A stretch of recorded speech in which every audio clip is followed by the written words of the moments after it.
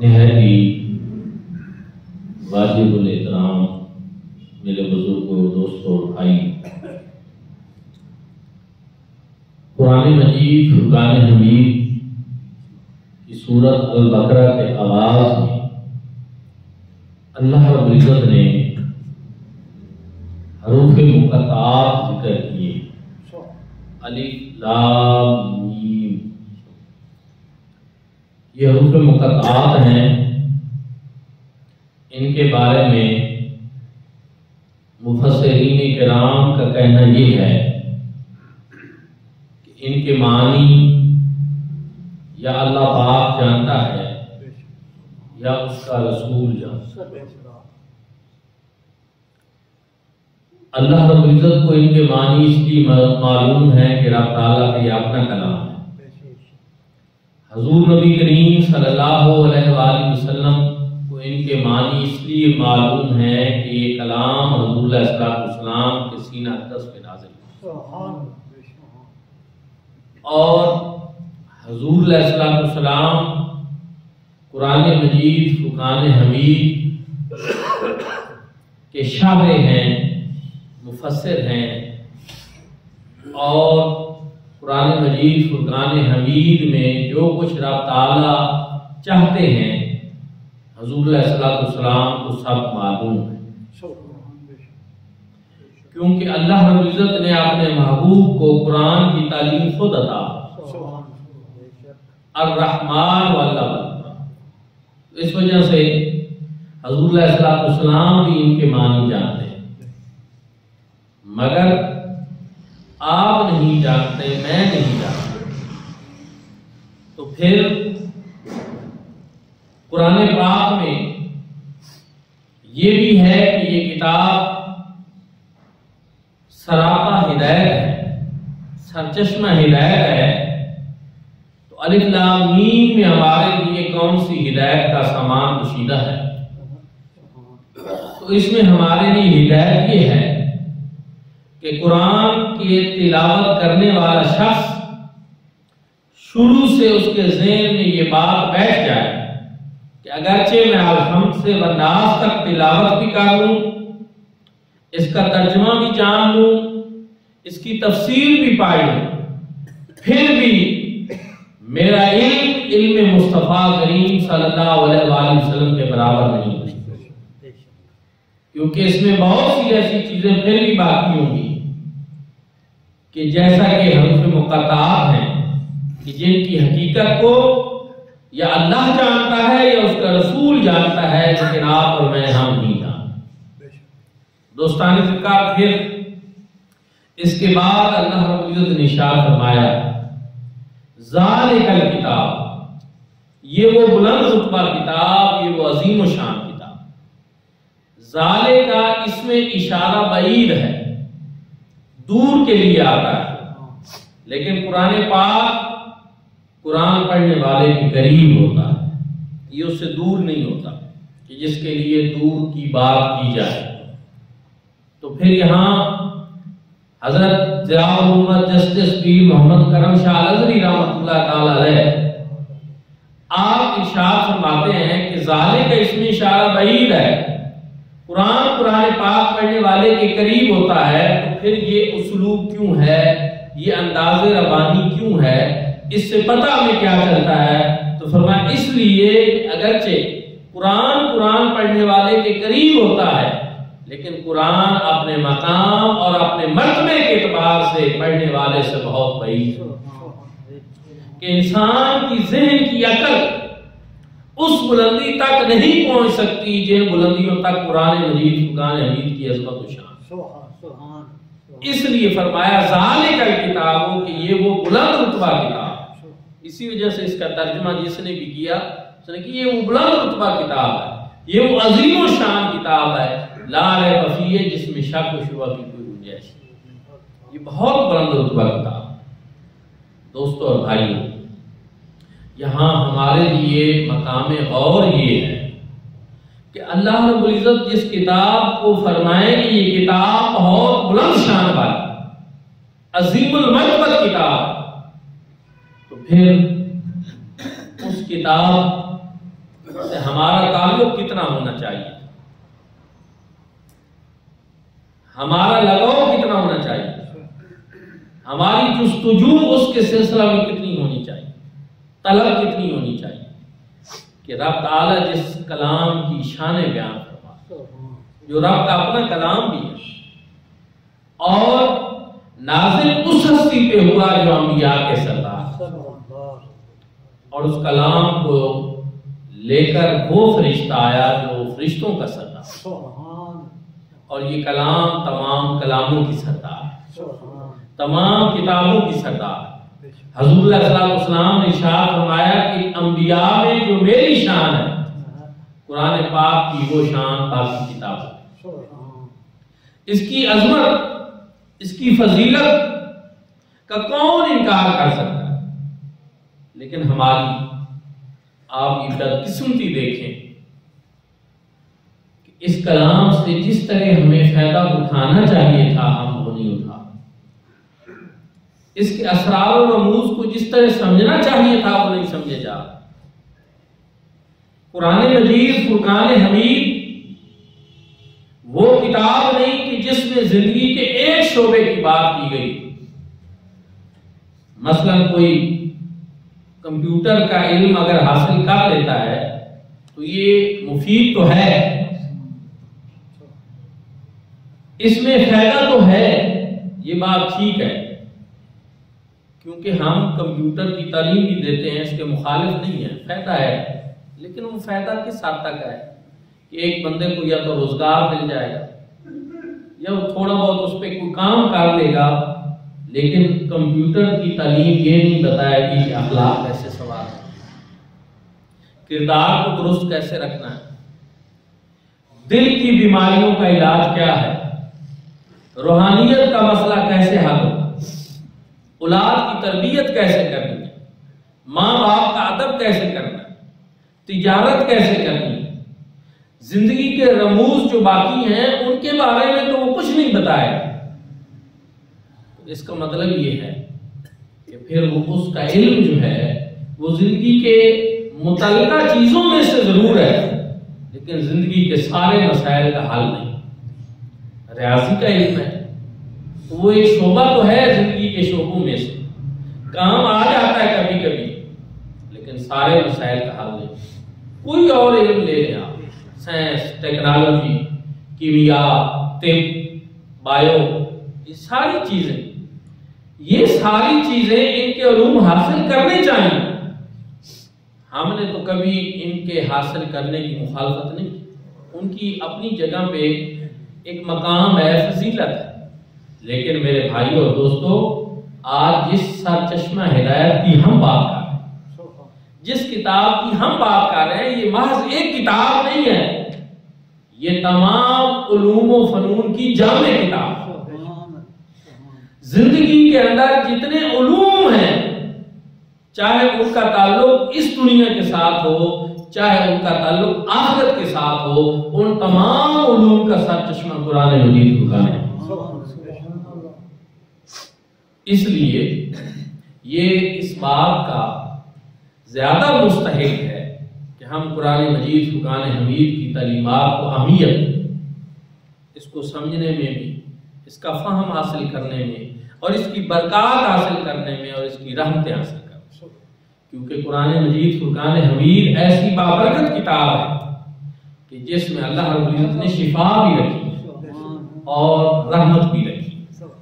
وَنُنَزِّلُ مِنَ الْقُرْآنِ مَا هُوَ شِفَاءٌ وَرَحْمَةٌ، ہم نے اس قرآن کو شفا اور رحمت بنا کر نازل فرمایا۔ یہ شفا والی بھی ہے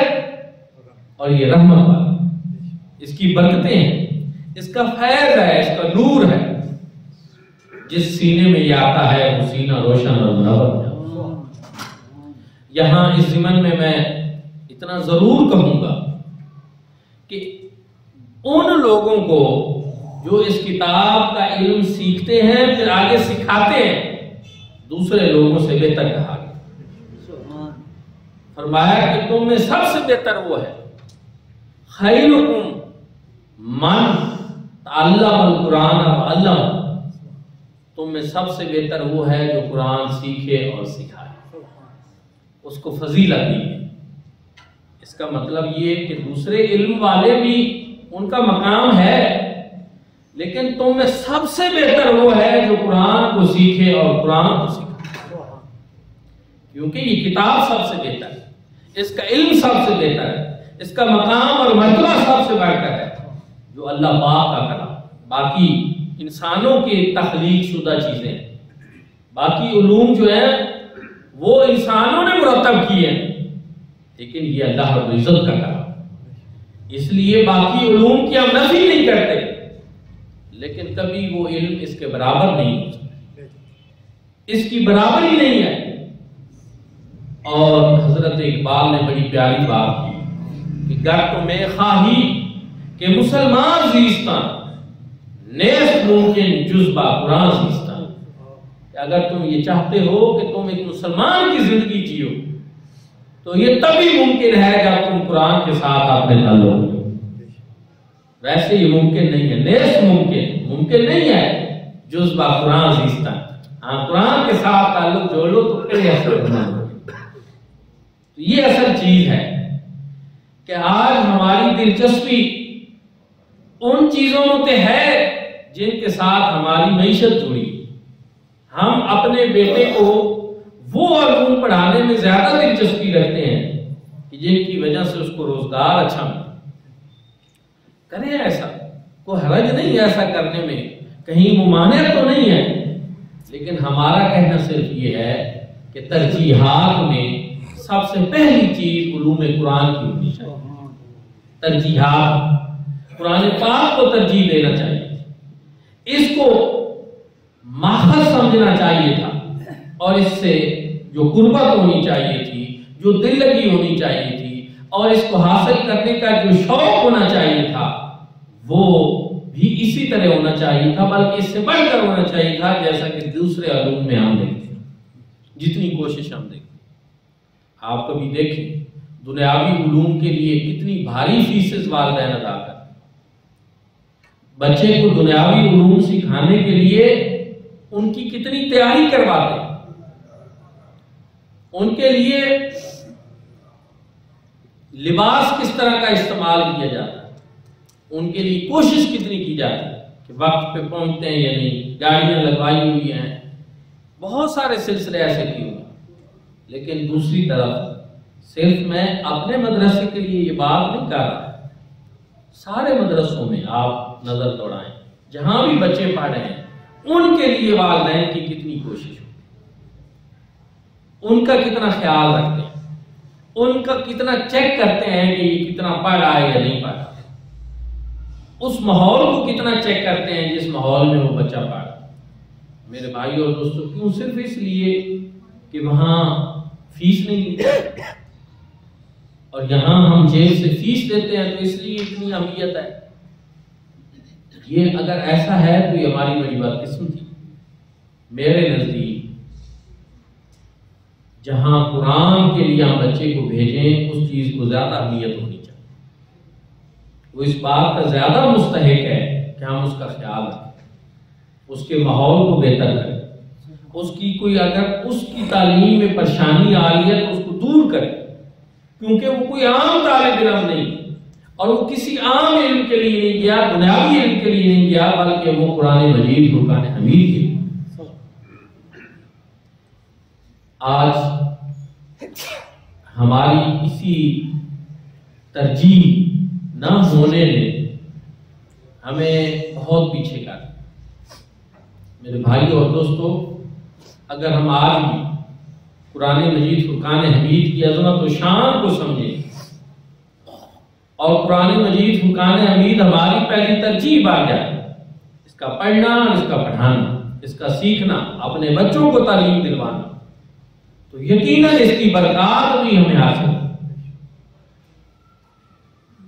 بڑی ایک خوبصورت بات کی ایک بندے نے، اس نے کہا پہلے تو ہوتا تھا کہ بچے کو ہم نے حافظ قرآن بنا دیا تو وہ کھائے گا کہاں سے، کمائے گا کہاں سے، یعنی ایک سوچ تھی کبھی۔ انہوں نے کہا اب تو حافظ قرآن ماشاءاللہ آرمی چیف بھی بن گیا۔ اگر یہ بات ہے کہ صرف اسی کو ہی ہم نے پڑھانا ہے، وہ علم کہ جس سے کوئی بڑا نام بنے. اب تو ہمارے ملک کے اندر ماشاءاللہ سب سے بڑی پوسٹ ہے ایک لحاظ سے. اب تو آپ کی چیف حافظ قرآن آ گیا. اور پھر ان کی جس دن تقریب ہو رہی تھی اس دن ان کی تقریب کے دن انہوں نے جس قاری صاحب سے تلاوت کروائی وہ ایک ماشاءاللہ حاضر سروس کرنل تھے. کیونکہ وہ یہ ایک نفسیات ہے ہمارے قوم کی کہ جس طرح کا بادشاہ آ جائے پھر مزاج اس طرف جاتا ہے. حدیث پاک میں بھی ہے کہ الناس علی دین ملوکہم کہ لوگ بادشاہ کے مذہب پہ ہوتے ہیں. جیسا حکمران آ جائے قوم اپنی اس سمت چلنا شروع کر دیتی. تو پھر حافظ قرآن آپ کی چیف آیا تو پھر فوراً ہی کرنل صاحب بھی ظاہر ہو گئے, ان کی تلاوت کرائی گئی. اور بہت سارے ہیں بڑے بڑے عہدوں پہ ہوں گے, حافظ قرآن ہوں گے. لیکن پہلے چونکہ بدقسمتی سے 9/11 کے بعد ایک وہ دور بھی اسی ملک میں رہا ہے کہ جس میں دینی شناخت جو ہے سرکاری عہدیدار چھپاتے تھے. وہ دہشت گردی کا ایشو چلا اور ان دنوں تو اللہ معاف کرے جس نے داڑھی رکھی ہوئی ہے وہ دہشت گرد ہے, جس کے اوپر وہ پھر چھپتے تھے تو عالم حافظ ہونا مدرسوں کا نہیں بتاتے تھے. جب انٹرویو ٹیسٹ ہوتے تھے تو وہ کوالیفیکیشن کالج یونیورسٹی کی تو بتاتے تھے, مدرسوں والی نہیں بتاتے تھے کہ کہیں اس وجہ سے ہمیں نوکری سے معلوم نہ کر دیا جائے. وہ ایک برا دور رہا, بدقسمتی تھی ہماری, لیکن ایسا بہرحال ہوا ہے. لیکن اب یہ ایک اچھا دور بھی ہے. اب جو ہے ایک بڑی شخصیت ایک بڑے عہدے پہ آئی ہے کہ ساتھ حافظ قرآن ہے. اب لوگ بتا رہے ہیں کہ ہم بھی حافظ قرآن. تو بہرحال چلو جس طریقے سے بھی صحیح. اصل میں آج یہ کرنا چاہتا ہوں کہ قرآن مجید فرقان حمید کا علم یہ ترقی کی راہ میں رکاوٹ نہیں. اگر ایسا ہوتا تو آج حافظ قرآن جو ہے وہ ہمارا آرمی چیف نہ ہوتا. لیکن اتنے بڑے منصب پہ وہ پہنچ گیا ہے, ایک مثال بن گئی ہے آئندہ کی کہ حافظ قرآن. جبکہ میں یہاں ایک اور بات بھی کہنا چاہتا ہوں. ایک نا IQ لیول ہوتا ہے, ذہنی سطح اس کو کہتے ہیں. ہم نے یہ دیکھا کہ جس نے قرآن مجید فرقان حمید حفظ کیا اس بچے کا IQ لیول دوسروں سے بڑھ جاتا, اس کی ذہنی صلاحیت دوسروں سے بڑھ جاتی. اور اب تو بہت سارے اسکول بھی ایسے ہیں, انگلش میڈیم اسکول ایسے ہیں جو ساتھ ساتھ بچوں کو حفظ بھی کرا. تو بہرحال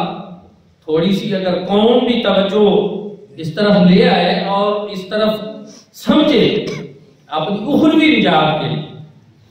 اپنی آخرت کو بہتر کرنے کے لیے, تو دنیا کو بھی نقصان نہیں پہنچے گا. یہ میں آپ کو گارنٹی دیتا ہوں کہ اگر آپ اپنے بچوں کو عالم اور حافظ بنائیں تو اس سے نہ آپ کی دنیا خراب ہوگی نہ آپ کی آخرت, بلکہ انشاءاللہ دنیا بھی بہتر ہوگی اور آخرت بھی بہتر. اللہ رب العزت کرم کرے, قرآن پاک اپنی برکت ظاہر کرے. کیسے ہو سکتا ہے کہ جو کلام اللہ پاک کا کلام ہے اس سے کوئی تعلق جوڑے اور وہ محروم رہے, وہ بدقسمت رہے, وہ ذلیل و رسوا ہو؟ یہ ممکن ہی نہیں ہے. حضرت اقبال نے بتایا تھا کہ قوموں کی تنزلی کس وجہ سے ہے. فرمایا کہ وہ اس وجہ سے کہ وہ معزز تھے, زمانے میں مسلمان ہوگا. جو ہمارے بزرگ اسلاف اور اکابرین تھے, صحابہ کرام تھے, تابعین تھے, صدیوں قبل مسلمانوں کا ایک دور عروج بھی رہا. اس عروج کی وجہ یہ تھی کہ وہ معزز تھے زمانے میں مسلمانوں کا. ہم خار ہوئے تارک قرآن, اگر درس قرآن کو ہم نے نہ بلایا ہوتا تو یہ زمانہ نہ زمانے نے دکھایا. یہ ساری تنزل کی وجہ تو قرآن سے دوری ہے, سنت مبارکہ سے دوری ہے. ورنہ وہ کلام کہ جس کے بارے میں میرا رب فرمایا ذالک الکتاب لا ریب فیہ, یہ وہ بلند رتبہ کتاب ہے, یہ وہ عظیم و شان کتاب. اور قرآن یہ تو ایسی کتاب ہے کہ جو مصطفیٰ کریم صلی اللہ علیہ وآلہ وسلم کا زندہ معجزہ ہے. دنیا کے اندر جتنے انبیاء تشریف لائے وہ معجزات ساتھ لے کر, لیکن وہ معجزات ان کے ایک تھوڑی مدت کے لیے ہوتے تھے. معجزہ ظاہر ہوا پھر ختم, باقی نہیں رہا. کتابوں میں ہے, تاریخ میں ہے, لیکن دیکھنے کو وہ معجزات ہمیں نہیں ملتے. حضرت آدم سے لے کر مصطفیٰ کریم صلی اللہ علیہ وسلم کے معجزات تک بہت سے ایسے معجزات ہمیں ملتے ہیں کہ زہر ہوئے ختم ہو گئے۔ حضرت موسیٰ علیہ السلام نے عصا پھینکا، سانپ بن گیا، رسیوں کو نکل گیا جادوگروں کی، وہ سانپ جو بنے ہوئے تھے اژدہا بن گیا۔ حضرت موسیٰ نے عصا پھینکا، دریائے نیل کے اندر سے راستہ بن گیا، یہ معجزہ تھا۔ حضرت عیسیٰ مادرزاد نابینوں کو بینا کر دیتے تھے، برس والوں کو ٹھیک کر دیتے تھے، مردوں کو زندہ کر دیتے تھے۔ یہ معجزے ظاہر ہوتے رہے، لیکن ایک وقت کے لیے ظاہر ہوئے پھر ختم ہو گئے۔ آج ہم اپنی آنکھوں سے وہ نہیں دیکھ سکتے، لیکن میرے آقا کا وہ معجزہ جو قرآن مجید فرقان حمید ہے وہ آج بھی ہماری آنکھوں کے سامنے، اور وہ حضور کا زندہ معجزہ ہے اور قیامت تک کے لیے معجزہ۔ امام بصیری نے یہ بات کہی، امام بصیری نے اسی لیے کہا کہ من النبیین اذ جاءت ولم تعدمی، کہ وہ انبیاء کرام بھی اپنے ساتھ معجزات لے کر آئے، دامت لدینا ففاقت کل معجزۃ، لیکن حضور علیہ السلام کا معجزہ ان تمام کے اوپر فائق ہے، برتر، اس لحاظ سے کہ ان کے معجزات ختم ہو گئے۔ من النبیین اذ جاءت ولم تعدمی، جو انبیاء معجزات لے کر آئے وہ ختم ہو گئے، لیکن حضور کا معجزہ قرآن ایسا معجزہ ہے جو آج بھی اپنی تمام تر ابدی صداقتوں کے ساتھ ہمارے سامنے ختم نہیں، موجود۔ کس طرح کہ قرآن نے جو چیلنجز کیے وہ آج بھی اپنی جگہ پہ موجود، قرآن نے جو حقائق بیان کیے وہ حقائق آج بھی دنیا میں تسلیم کیے جاتے ہیں۔ کوئی دنیا میں ایسا شخص نہیں گزرا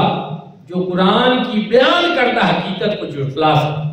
چاہے وہ جتنا بڑا بدترین کافر کیوں ہے۔ دنیا میں کوئی آج تک 14 صدیاں گزر گئی، کوئی ایسا شخص سامنے نہیں آیا کہ جو کہہ سکے کہ قرآن نے یہ ایک چیز ایسی بیان کی تھی جو درست نہیں ہے، اس میں یہ غلطی ہے۔ نہیں، قرآن مجید فرقان حمید نے جو بیان کیا وہ ہو کر وہ ابدی صداقت بن گیا اور یونیورسل ٹروتھ بن گیا، عالمگیر سچائی بن گیا۔ قرآن کا ایسا معجزہ آج بھی مصطفیٰ کریم صلی اللہ علیہ وسلم کا زندہ معجزہ آج بھی ہمارے سامنے۔ تو پھر جو اللہ کا کلام بھی ہو، جو ہماری تقدیر بدلنے کے لیے آیا، ہدی للناس، بتایا گیا کہ یہ لوگوں کی ہدایت کے لیے، اور جس نے ہماری زندگیوں میں انقلاب پیدا کرنا تھا، ہمارا اس سے تعلق ہی کوئی نہ ہو، ہماری وہ ترجیحات بھی شامل ہو، ہماری تعلیم ہی اس کے علاوہ ہو، تو پھر کیسے ہماری زندگیاں بدلیں؟ میرے بھائی اور دوستو، صحابہ کرام کی ایک بڑی خوش نصیبی یہ تھی کہ انہوں نے جب کلمہ پڑھا پھر اس کے بعد جو جو قرآن پاک میں آتا گیا وہ اس کے اوپر عمل کرتے، یہ ان کی بڑی خوش نصیبی۔ حضور کا کلمہ پڑھا، حضور کا دیدار نصیب ہوا، صحابی بنے، لیکن انہوں نے اپنی ضد نہیں لگائی کہ ہم نے اتنا قرآن کو ماننا ہے، اتنا نہیں ماننا، یہ والی بات ہم نہیں مانتے۔ نہیں، سب سے بڑی ان کی خوبی یہ تھی کہ اسلام لانے کے بعد انہوں نے اپنی زندگی قرآن کے حوالے کی اور وہ قرآن کے پیچھے چلتے رہے، جو قرآن پاک کے احکامات تھے ان پر عمل پیرا۔ آپ نے سنا ہوگا کہ جب شراب حرام ہوئی تو مدینے کی گلیوں میں بہر لوگوں نے مٹکے اٹھا کر بات نہیں کہ نہیں، بس اب اس کو ہم نے ہاتھ نہیں، اب یہ منع کر دیا۔ ہمارا یہ ہے کہ ہم پڑھتے قرآن مجید کو ہیں، عمل اس کے برعکس ہے، بطور ثواب پڑھتے ہیں، اور سب سے بڑھ کر تو یہ ہے کہ اس کتاب کا تعلق ہماری اس زندگی میں تھا کہ ہم اس پر عمل کریں، لیکن ہم نے اپنا سارے کا سارا تعلق اس کا مرنے کے بعد سے کہ بندہ فوت ہو تو اس کی قبر پہ بچے بٹھا دیں اور وہ قرآن پڑھتے ہیں، اس کو قرآن کی اتنے ختم،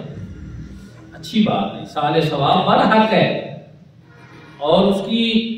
میرے سمیت آپ سب لوگوں کو ضرورت پیش آئے گی، اس سے انکار نہیں، لیکن اس کا دوسرا پہلو صرف یہ بتانا چاہتا ہوں کہ جس قرآن کو ہم اپنی قبر کی نجات کے لیے ضروری سمجھتے ہیں کہ وہ پڑھا جائے،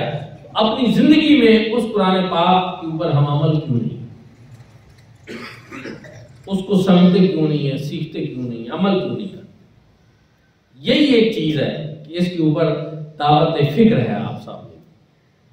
کہ مرنے والا بھی یہ سمجھتا ہے کہ اگر میرے اوپر پڑھ کر یہ مجھے بخشا جائے گا تو میری نجات ہو جائے گی۔ تو کتنا خوش نصیب وہ انسان ہے جو مرنے سے پہلے یہ سوچ لے کہ اگر میں اس پر عمل کر لوں تو یقیناً میری نجات ہے، یہ ہماری نجات کا ضامن۔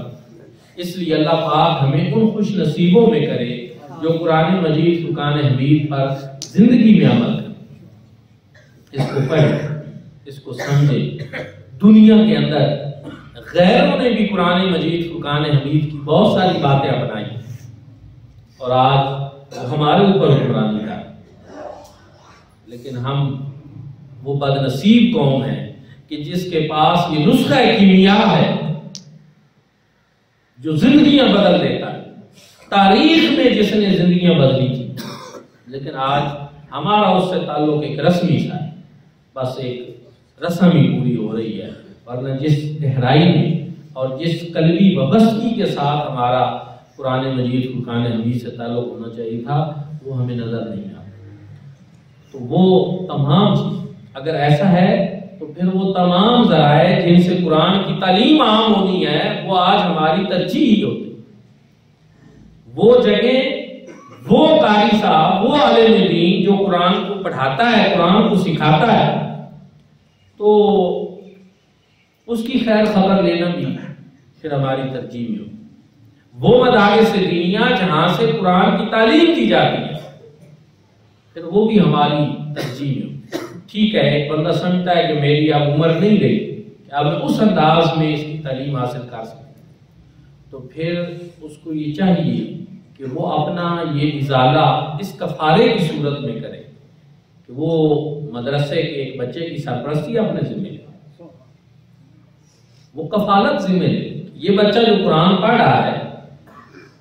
یہ میرے ذمہ ہے، اس کے اخراجات ادا، میں یہ کوشش کرتا ہوں دین کے یہ جو سرچشمے چل رہے ہیں ان کے ساتھ میرا اپنا تعلق جوڑ لے، کیونکہ حدیث پاک میں ہے کہ یا تو عالم بن جا یا متعلم بن جا یا پھر علم والوں کے ساتھ دوستی تو لگا، کم از کم یہ تو ہو سکتا ہے۔ بہرحال ہم سب کو یہ سوچنا چاہیے، اللہ رب العزت عمل کی توفیق عطا فرمائے۔ آج انشاءاللہ جمعۃ المبارک کے